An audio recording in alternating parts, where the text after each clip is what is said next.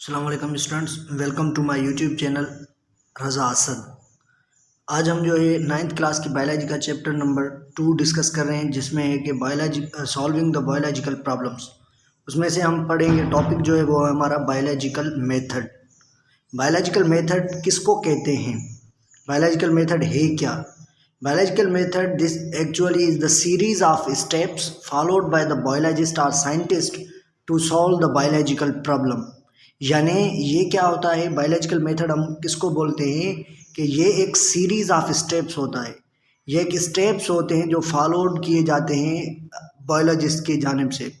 यानी बायोलॉजिस्ट क्या करते हैं, कुछ स्टेप्स फॉलो करके जो है कुछ प्रॉब्लम को सॉल्व करते हैं। मिसाल के तौर पर वो प्रॉब्लम किसी भी डिजीज़ के लिए हो सकता है, इन्वायरमेंटल प्रॉब्लम हो सकता है, या इकोसिस्टम का, या उससे अलावा हेल्थ से रिलेटेड प्रॉब्लम। जो भी प्रॉब्लम बायोलॉजी में आएंगे उनको सॉल्व करने में जो सीरीज़ ऑफ स्टेप्स इन्वॉल्व होती है उसे हम बायोलॉजिकल मेथड बोलते हैं। जैसे कि ये हैं द स्टेप्स है, जिसमें पहले नंबर पर आता है ऑब्जर्वेशन, और सेकंड पर आता है हाइपोथेसिस, तीसरे नंबर पर आता है रीजनिंग। रीजनिंग को दो हिस्सों में बांटा गया है, एक है इंडक्टिव रीजनिंग और दूसरा है डिडक्टिव रीजनिंग। और उसके अलावा जो है वो स्टेप होता है एक्सपेरिमेंट। जब ऑब्जर्वेशन से साइंटिस्ट गुजरता है, फर्स्ट ऑफ ऑल ऑब्जर्वेशन होती है, उसके बाद हाइपोथेसिस फर्दर जो है वो जो है कंफर्मेशन की जाती है रीजनिंग से। रीजनिंग दो टाइप की होती हैं, इंडक्टिव और डिडक्टिव। उसके बाद जो है बायोलॉजिस्ट और साइंटिस्ट एक्सपेरिमेंट अदा करते हैं। एक्सपेरिमेंट के बाद डेटा कलेक्शन, यानी जिसे हम कह सकते हैं कि रिजल्ट बनती है, रिजल्ट जो है वो डेटा कलेक्शन में होती है। अच्छा, उसके बाद जो है एनालिसिस, यानी कंक्लूजन भी हमारी बनती है, कंक्लूजन, ठीक है। उसके बाद हमारे पास होती है थ्योरी। ये स्टेप्स होते हैं to solve the biological problem, यानी जो बायोलॉजिकल प्रॉब्लम है उसको सॉल्व करने के लिए ये स्टेप दरकार होते हैं। तो चलिए हम स्टेप्स को स्टार्ट करते हैं फर्स्ट ऑफ ऑल ऑब्जर्वेशन से। तो ऑब्जर्वेशन बेसिकली है क्या? Observation this is the first step to solve the biological problem. ये पहला स्टेप होता है बायोलॉजिकल प्रॉब्लम को सॉल्व करने के लिए। असल में ये है क्या? An observation is the knowledge that is gained by the observe और सिंपली लुक दैट प्रॉब्लम और फेनोमेना। मिसाल के तौर पर एक साइंटिस्ट ने क्या किया है, एक साइंटिस्ट ने एक प्रॉब्लम को देखा, ठीक है, एक फेनोमेना देखा, उस पर जस्ट क्या किया, सिंपली उसको लुक किया, और उस लुक से उन्होंने क्या हासिल की, नॉलेज गेन की। वो नॉलेज स्टेटमेंट के लिहाज से भी हो सकती है, स्टेटमेंट वो उनके माइंड में होगी। जब ये स्टेटमेंट, नॉलेज स्टेटमेंट वो गेन करेगा सिर्फ और सिर्फ उस चीज़ को देखकर, तो हम ये बोलेंगे कि ये क्या है, ऑब्जर्वेशन है, जो वो सिर्फ ऑब्जर्व करता है चीज़ को। अच्छा, ऑब्जर्वेशन साइंटिस्ट जो है वो दो तरह की हो सकती हैं ऑब्जर्वेशन। एक होती है क्वालिटेटिव ऑब्जर्वेशन और दूसरी होती है in the quantitative observation. Qualitative observation और दूसरी होती है क्वांटिटेटिव ऑब्जर्वेशन। अच्छा, क्वालिटेटिव में क्या होता है कि साइंटिस्ट जो है वो यूज़ करते हैं सेंसेस को, यानी हमारे 5 सेंसेस है। मिसाल के तौर पर एक चीज़ आपने आँखों से देखी, ठीक है, ऑब्जर्व किया, किससे, आँख से ऑब्जर्व किया। दूसरी मिसाल के तौर पर स्मेल वगैरह होगी, यानी देखने से, साइट, ये एक ऑब्जर्वेशन होती है। मिसाल के तौर पर हम देखते हैं कि अक्सर हमारे इलाके में हमने एक देखी हुई चीज़ है कि जो भी लोग बीमार होते हैं वो डॉक्टर की तरफ ज़्यादा जाते हैं। अच्छा, काफ़ी ऐसे भी होते हैं जो नहीं जाते हैं फिर भी ठीक हो जाते हैं, लेकिन हमने ऑब्जर्वेशन किया है कि जो ज़्यादातर डॉक्टर के पास जाते हैं वो ठीक होते हैं। तो ये हमारी क्या है, ये साइट की वजह से ऑब्जर्वेशन होती है, और स्मेल की वजह से। यानी जो 5 हमारे पास सेंसेस हैं उनको यूज़ कर जो हमने ऑब्जर्वेशन बनती है, जो ऑब्जर्वेशन, उसको हम बोलते हैं क्वालिटेटिव। अच्छा, क्वांटिटेटिव क्या होता है, यूज़ द इक्विपमेंट, ठीक है, इक्विपमेंट यानी टूल हम यूज़ करते हैं। कोई भी मिसाल के तौर पर थर्मामीटर होता है, या कोई भी औजार हम यूज़ करके, इक्विपमेंट यूज़ करके जिससे हम ऑब्जर्वेशन लेते हैं, उनको बोलते हैं हम क्वांटिटेटिव। और उसके बाद ऑब्जर्वेशन, अच्छा ऑब्जर्वेशन जब जो है उसने लेवन हुक ने की थी, ठीक है, और लेब्रॉन ने की थी, लेब्रॉन ने की थी। लेब्रॉन बेसिकली कौन था? फ्रेंच फिजिशियन था, जिसने 1800 में क्या किया, उसने ऑब्जर्व क्या किया। हम जो इसमें जो डिस्कस करेंगे वो होगा कौन सा केस?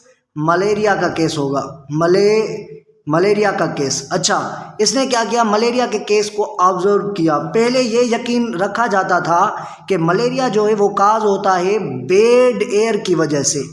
किससे काज होता है? बेड एयर की वजह से। क्योंकि ये टर्म खुद बता रहा है, मेल लैटिन वर्ड है, ठीक है, ये दो लैटिन वर्ड से बना हुआ है। मेलो इट मीन्स बेड, ठीक है, और दूसरा जो है वो है एरिया, जिसकी माना क्या है? ईयर। इसका मतलब पहले ये यकीन रखा जाता था कि ये जो मलेरिया काज होती है वो बेड एयर की वजह से काज होती है।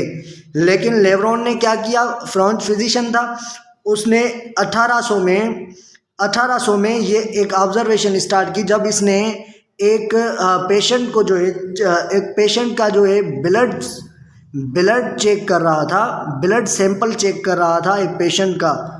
इसने देखा कि उसकी ब्लड के अंदर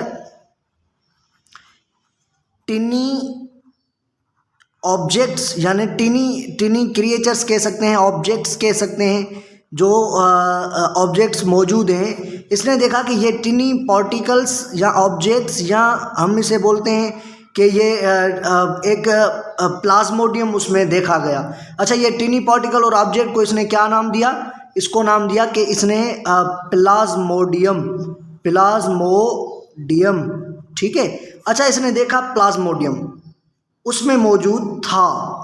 अब इसने ये जो देखा कि प्लाज्मोडियम उसमें मौजूद है, तो ये इसने सिर्फ और सिर्फ क्या की? ऑब्जर्वेशन की, ऑब्जर्व किया ब्लड सैंपल को। तो हमने ऑब्जर्वेशन को पढ़ा है कि ऑब्जर्वेशन जस्ट सिंपली एक लुक होता है। किसी भी चीज़ को हम देखते हैं, मिसाल के तौर पर इसने क्या किया? प्लाज्मोडियम को देखा, ब्लड, फॉर एग्जांपल ये ब्लड का एक सेल है, इसमें इसने टीनी जो है पार्टिकल देखे। इसने कहा कि मैं एक फिजिशियन हूँ, मेरा काम है, मैं मुसलसल देख रहा हूँ कि दूसरे जो मेरे पास मरीज़ आते हैं, मैं उनकी ब्लड सैंपल चेक करता हूँ, तो उसमें ये चीज़ें मौजूद न थी। अब इसमें ये अलग सी एक टिनी पार्टिकल मौजूद है, ये क्यों है? तो इसने क्या किया? एक क्वेश्चन बनाया, एक ऑब्जर्वेशन बनाई कि ये क्या है। फिर इसने इसको नाम दिया प्लाज्मोडियम। तो चलिए उसके बाद सेकंड स्टेप चलते हैं। अच्छा, तो फिर सेकंड स्टेप जो है, इस मलेरिया के केस को सॉल्व करने के लिए जो साइंटिस्ट अदा करेगा वो क्या होगा? हाइपोथेसिस। अच्छा, लेब्रॉन ने ये तो बता दिया, देख दिया कि प्लाज्मोडियम मौजूद था, ये उसकी ऑब्जर्वेशन थी। अब क्या करेगा? हाइपोथेसिस। हाइपोथेसिस किसको बोलते हैं? The intelligent guess made by a scientist in the form of statement. जब स्टेटमेंट के फॉर्म में जब भी साइंटिस्ट कोई अपना गेस यानी अपना अंदाज़ा लगाता है, इंटेलिजेंट एक जो है ना ज़हीन तरीन जो है अंदाज़ा लगाता है, गेस लगाता है कि ये चीज़ ये हो सकती है, तो इसको हम बोलते हैं हाइपोथेसिस। अच्छा, लाजमन ये बात नोट होनी चाहिए कि hypothesis must be testable. Hypothesis biological problem को सॉल्व करने के लिए जो बनाया जाता है वो ऐसा बनाया जाए जो टेस्टेबल हो, यानी हम उसको एक्सपेरिमेंट के ज़रिए टेस्ट कर सकते हैं। ऐसा ना हो कि उसको टेस्टेबल ही ना हो, तो फिर ये हाइपोथेसिस नहीं होगा। हाइपोथेसिस जो है वो मस्ट भी टेस्टेबल होना चाहिए। तो हाइपोथेसिस इसने क्या बनाया? इसने अंदाज़ा लगाया कि हाइपोथेसिस अबाउट द मलेरिया। इसने क्या किया? अच्छा, तो इसने क्या किया? इसने देखा कि जो पेशेंट मेरे पास आया था, कह रहा था मुझे मलेरिया है, उसका जो उसने सैंपल देखा उसमें प्लाज्मोडियम पाया गया। तो इसने क्या किया? हाइपोथेसिस स्टेटमेंट लिखी कि plasmodium is the cause of malaria. Plasmodium is cause of malaria. अच्छा, may be the plasmodium is the cause of malaria. ये जो मे बी टर्म भी हम यूज़ कर सकते हैं, मे be the plasmodium is the cause of malaria. इसने ये एक हाइपोथेसिस बनाया। अच्छा, जब हम हाइपोथेसिस से आगे बढ़ते हैं तो इस हाइपोथेसिस के बाद हमारे पास आ जाती है रीजनिंग। रीजनिंग बोलते हैं जिसको। अच्छा, रीजनिंग क्या है? This is the process to formulate the hypothesis. Hypothesis को बनाया है हमने, हाइपोथेसिस हमने दिया है, लेकिन इसको फर्दर जांच करने के लिए, इसको फर्दर प्रोसेस करने के लिए, एक्सपेरिमेंट करने से पहले रीजनिंग से गुजारा जाता है, where the biologist collect information. वो सारी जो प्रॉब्लम के बारे में इंफॉर्मेशन है वो कलेक्ट करते हैं और फार्मुलेट करते हैं हाइपोथेसिस को, और फार्मुलेट करते हैं हाइपोथेसिस को। तो रीजनिंग दो टाइप्स की होती हैं, इंडक्टिव रीजनिंग और दूसरी होती है डिडक्टिव रीजनिंग। एक इंडक्टिव रीजनिंग और दूसरी क्या होती है? Deductive reasoning. अच्छा, इंडक्टिव रीजनिंग में क्या होता है कि साइंटिस्ट क्या करते हैं, move from specific to general. एक खास जो है ना आइडिया से लेकर जनरल में चाहते हैं। मिसाल के तौर पर जैसे कि खास असलम इज़ अ डॉक्टर। अच्छा, इसका मतलब क्या है कि ये एक स्पेसिफिक जो है ना असलम एक स्पेसिफिक एक डॉक्टर के नाम से जाना जाता है, ये स्पेसिफिक पॉइंट है। तो इसका मतलब क्या हुआ कि ये स्पेसिफिक डॉक्टर है जिसका नाम है असलम, ये स्पेसिफिक जो है ना पॉइंट है। अब हम जब स्पेसिफिक पॉइंट से लेकर जनरल जाएंगे तो ये इंडक्टिव रीजनिंग कहलाती है। मिसाल के तौर पर असलम इज़ अ डॉक्टर, इसका मतलब है कि असलम जब डॉक्टर है तो ये बात जहन में आएगी, all doctors treat the patient. तो सारे डॉक्टर क्या करते हैं, जो पेशेंट को चेक करते हैं। देयरफॉर, इसमें हम देयरफॉर भी यूज़ करते हैं, देयरफॉर। तो उसके बाद Aslam also treat the patient. तो असलम भी जो है ना वो असलम को भी जो है फिर ट्रीट करना चाहिए या करता होगा, ठीक है, या करता है। असलम डॉक्टर है, सारे डॉक्टर चेक करते हैं तो असलम भी चेक करेगा। तो ये क्या है, इंडक्टिव रीजनिंग है। हमने कहा अच्छा तो ये अगर करेक्ट हो गई तो हम डिडक्टिव पर जाएंगे, ठीक है। अगर मिसाल के तौर पर कैसे, मिसाल के तौर हम कहते हैं कि असलम इज़ द डॉक्टर, लेकिन ये वो डॉक्टर है जो पीएचडी होल्डर है। सारे तो चेक करते हैं लेकिन असलम नहीं करेगा क्योंकि ये पीएचडी होल्डर डॉक्टर है, ये वो डॉक्टर नहीं है जो एमबीबीएस होना चाहिए। तो फिर ये रॉन्ग हो जाएगी, फिर हम जो है ना वापस जाएंगे। अगर ये करेक्ट हो गई तो फिर हम डिडक्टिव रीजनिंग को देखते हैं। डिडक्टिव रीजनिंग में क्या होता है, मूव जो स्टेटमेंट होती है वो हम क्या करते हैं, move from general to specific. इसमें हम क्या करते हैं, जनरल से लेकर स्पेसिफिक जाते हैं। मिसाल ये और ये बेस्ड होती है किस पर, इफ़ एंड देन हम इसमें यूज़ करते हैं। इसमें क्या होता है, move from general to specific. Statement general से लेकर जो है ना स्पेसिफिक जाती है। अच्छा, तो अब देखते हैं कि कैसे जनरल से स्पेसिफिक जाएगी।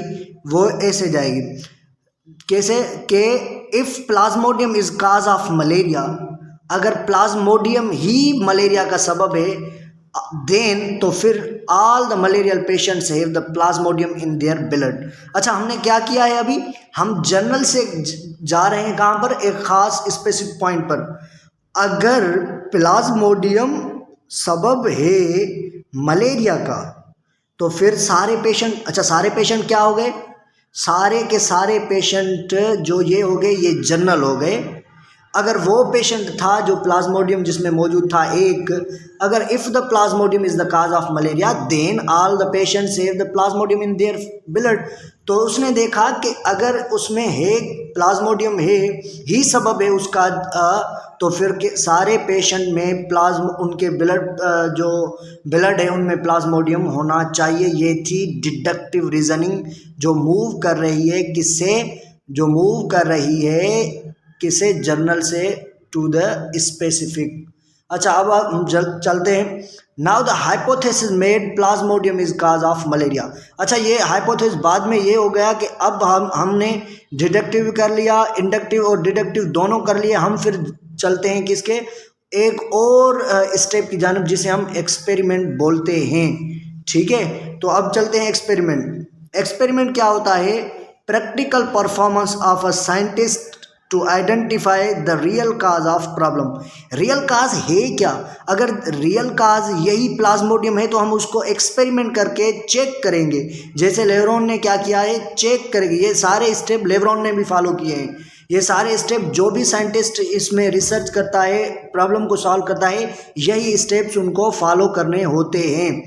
तो बेसिकली क्या होता है एक्सपेरिमेंट? प्रैक्टिकल परफॉर्मेंस है जिसमें साइंटिस्ट रियल काज, प्रॉब्लम का जो रियल सबब है वो फाइंड आउट करता है। तो scientist perform 2 types of experiment. अच्छा, जब लेब्रॉन ने क्या किए, 2 टाइप्स ऑफ एक्सपेरिमेंट जो है ना वो पेश किए, एक्सपेरिमेंट कह सकते हैं, या 2 टाइप्स ऑफ टेस्ट कलेक्ट किए एक्सपेरिमेंट के जरिए। एक कंट्रोल ग्रुप। अच्छा, कंट्रोल ग्रुप किसको बोलते हैं? यानी सच मेंबर्स, ठीक है, वो members which do not have malaria. Malaria यहाँ मिसाल के तौर पर हम कह सकते हैं डू नॉट हैव डिजीज, जिनमें बीमारी नहीं थी, जिसमें बीमारी जिनमें नहीं थी, हम उनको क्या बोलते हैं? ये हैं कंट्रोल ग्रुप। तो इसने क्या किया, 100 और मोर देन 100 जो है ब्लड सैंपल्स लिए, सैंपल्स ऑफ ब्लड लिए या ब्लड सैंपल्स लिए कंट्रोल ग्रुप के, और उसके साथ साथ जब कंट्रोल ग्रुप के लिए और उसके साथ साथ एक्सपेरिमेंटल ग्रुप के भी लिए। यानी कौन सा एक्सपेरिमेंटल ग्रुप? यानी वो जिनको मलेरिया थी, यानी जो पेशेंट थे, यानी पेशेंट वाले ग्रुप को हम बोलेंगे, एक्सपेरिमेंटल ग्रुप। तो मोर देन 100 ये भी लिए और कंट्रोल ग्रुप दोनों लिए। अब अगर ये दोनों क्यों लिए? रीज़न ये है, दोनों इसीलिए लिए कि अगर सिर्फ इनमें पाया जाए और मे भी कंट्रोल ग्रुप में भी हो तो फिर तो ये बात गलत हो जाएगी ना, एक्सपेरिमेंट तो गलत हो जाएगा, ये हाइपोथेसिस, ये सारा चक्कर जो है वो गलत हो जाएगा। लेकिन इसने क्या किया, कंट्रोल को इसलिए लिया कि अगर कंट्रोल में मौजूद नहीं है, अगर जिस एक्सपेरिमेंटल यानी जो पेशेंट है उनमें मौजूद है, कंट्रोल में नहीं है, तो इसकी रिजल्ट बनेगी। अगर ऐसा ना हो कि कंट्रोल में भी प्लाज्मोडियम पाया जाए, कंट्रोल ग्रुप में भी और एक्सपेरिमेंटल ग्रुप में भी, तो फिर तो ये बहुत रिजेक्ट हो जाएगी। तो एक्सपेरिमेंट जो है ये 4th हमारा स्टेप था, और उसके बाद जो है हमारे पास है रिजल्ट। अच्छा, जब रिजल्ट आएगी, रिजल्ट यानी जिसमें हमने ये एक्सपेरिमेंट परफॉर्म किया, सारा एक्सपेरिमेंट हो गया, अब हम क्या करेंगे, रिजल्ट को कलेक्ट करेंगे। रिजल्ट कलेक्ट करते हैं, हम डेटा कलेक्शन करते हैं। रिजल्ट बनती है कि अब हमने एक्सपेरिमेंट में जो जो चीज़ें देखी हैं, जो जो चीज़ें हमने ऑब्जर्व की हैं, एक्सपेरिमेंट में क्या क्या हुआ है, जब हमने 100 जो है 100 हमने जो है एक्सपेरिमेंटल ग्रुप के एक्सपेरिमेंटल ग्रुप यानी पेशेंट लिए और 100 जो है हमने हेल्दी पर्सन लिए, तो इनकी रिज़ल्ट क्या बनी। जब हम रिज़ल्ट बनाते हैं तो हम इसको 5वें नंबर का स्टेप कहते हैं, जिसे हम रिजल्ट कहते हैं। अच्छा, रिजल्ट बेसिकली है क्या? रिजल्ट है the report of your experiment. आपने जो एक्सपेरिमेंट किया उसकी रिपोर्ट है, that what you have observed और what happened in your experiment. आपके एक्सपेरिमेंट में क्या हुआ, आपने क्या देखा, जो कुछ भी आपने देखा, आपके एक्सपेरिमेंट में जो कुछ भी हुआ, तो ये होती है आपकी रिजल्ट। अच्छा, रिजल्ट वेरीफाई करती है हाइपोथेसिस को। मिसाल के तौर पर अब जब हमने मिसाल के तौर पर जैसे लेब्रॉन ने क्या किया, 100 जो हैं, लेब्रॉन ने क्या किया, 100 जो पेशेंट थे उनको चेक किया, ठीक है। अब हम रिजल्ट लिख रहे हैं। 100 पेशेंट को चेक किया और 100 जो थे वो हेल्दी थे, उनको भी चेक किया, हेल्दी को भी चेक किया। अब अगर रिजल्ट बनती क्या है, रिजल्ट ऐसे बनती है, अब हम रिजल्ट में देखते हैं कि हमारा हाइपोथेसिस सही हुआ कि गलत हुआ। क्यों? क्योंकि अगर 100 पेशेंट थे उनमें भी प्लाज्मोडियम था, या किस में था किस में नहीं था, और जो 100 हेल्दी थे उसमें भी था और उसमें भी था, तो फिर तो ये हाइपोथेसिस गलत है कि प्लाज्मोडियम काज नहीं है। अगर प्लाज्मोडियम काज होता तो फिर हेल्दी में 100 हेल्दी पर्सन में से जो अक्सर काफ़ी थे या 100 ही थे, उनमें भी प्लाज्मोडियम उनके ब्लड में मौजूद था। अगर प्लाज्मोडियम हेल्दी में मौजूद नहीं है और पेशेंट में मौजूद है, ये रिपोर्ट बन गई है, तो इसका मतलब है कि ये आपका हाइपोथेसिस करेक्ट कर रही है। जो हाइपोथेसिस लेब्रॉन ने बनाया कि प्लाज्मोडियम काज करता है प्लाज्मोडियम काज करता है किसको, मलेरिया को। तो प्लाज्मोडियम जब मलेरिया को काज करता है, ये उसने हाइपोथेसिस एक गैस बनाया और उस पर एक्सपेरिमेंट किया, तो वाकई इसने एक रिजल्ट निकला कि वाकई जो पेशेंट थे उनमें था और हेल्दी पर्सन में प्लाज्मोडियम नहीं था। तो इसका मतलब क्या हुआ कि रिजल्ट वेरीफाई द हाइपोथेसिस। वो जो रिजल्ट है, ये रिजल्ट जो हमारा स्टेप है, ये वेरीफाई करता है किसको, हमारे हाइपोथेसिस को। In case of malaria found that, फिर मलेरिया के केस में क्या हुआ, ये देखा गया कि all malaria patients has plasmodium in their blood cell. उनके ब्लड में क्या था, उनके ब्लड में क्या था, प्लाज्मोडियम था। Where the samples of the healthy does not have plasmodium in their blood. उनके जो ब्लड में जो हेल्दी थे उनमें नहीं था। अच्छा, ये तो हमारी हो गई रिजल्ट। उसके बाद हमारा स्टेप है 6 नंबर, वो है कंक्लूजन। कंक्लूजन हम किसको बोलते हैं, कंक्लूजन हम बोलते हैं कि अब जो ये रिजल्ट बन गई तो हम एक कंक्लूजन जाहिर करेंगे कि अब ये नतीजा बना, ये अब रिजल्ट तो हो गई, रिजल्ट हमने देखी, हमने रिजल्ट। अच्छा, रिजल्ट ऐसा होती है कि रिजल्ट ज़्यादातर मैच भी होती है और नहीं भी होती हाइपोथेसिस से। जब अगर रिजल्ट हाइपोथेसिस से मैच ना हो तो हम उनको क्या करेंगे, हम वो जो हमारा एक्सपेरिमेंट है फिर दोबारा हम हाइपोथेसिस पर जाएंगे। अगर कंक्लूजन में रिजल्ट मैच हो गई तो फिर हम बनाते हैं कंक्लूजन यानी एनालिसिस करते हैं। It is the final step of scientific method. तो कंक्लूजन क्या बना, कंक्लूजन ये बना कि हमने सारी स्टेप्स देखा कि Plasmodium is the cause of malaria, Plasmodium he malaria का सबब है। जब ये बना तो ये हमारा कंक्लूजन बना। अच्छा, कंक्लूजन के बाद हम क्या करेंगे, ये एक 7वें नंबर के स्टेप पर जाएंगे तो थ्योरी होगी, थ्योरी बनती है। ठीक है, थ्योरी कैसे बनती है, जब हमने रिजल्ट देखा, एक्सपेरिमेंट हो गए और कंक्लूजन बनी तो हमारे पास क्या आ गई, थ्योरी आ गई। जैसे कि काफ़ी एक्सपेरिमेंट के बाद जो है ना हम हासिल करते हैं वो होती है थ्योरी। ठीक है, तो उसके बाद जो हमारा जो है लॉज होता है यानी लॉ, तो ज़्यादातर ये बात ज़हन में रखनी है कि लॉ जो है वो बायोलॉजी में कम होता है, ज़्यादातर नहीं होता, यूज़ थ्योरेटिकल होती है। क्योंकि हम जब बायोलॉजी पढ़ते हैं तो नेचर में जो लाइफ में जो फेनोमेना होते हैं वो नेचुरली जो उनमें जो एग्जिस्टेंस होती है वो चेंज होती रहती है।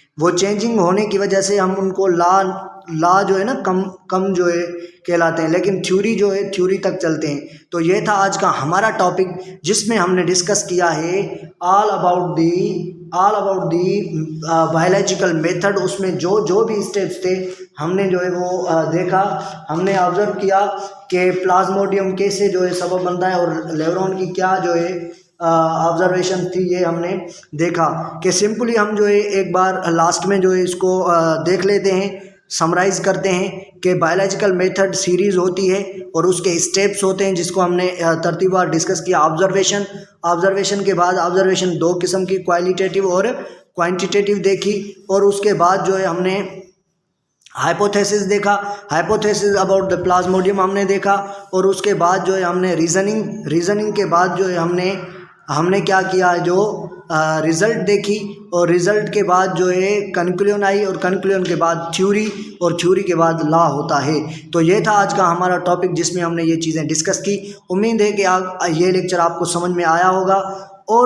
और एक ये बात जहन में रखिएगा कि जो चीज़ें आपको समझ में ना आए तो लाजमन जो लेक्चर आपको समझ में ना आता हो वो कमेंट में लिखें ताकि हम उस पर भी वीडियो मज़ीद बनाएं। और लाजमन चैनल को सब्सक्राइब करिएगा, बेल आइकन का बटन दबाइएगा ताकि नई वीडियोज़ आप तक पहुँचें। खुदा हाफिज़।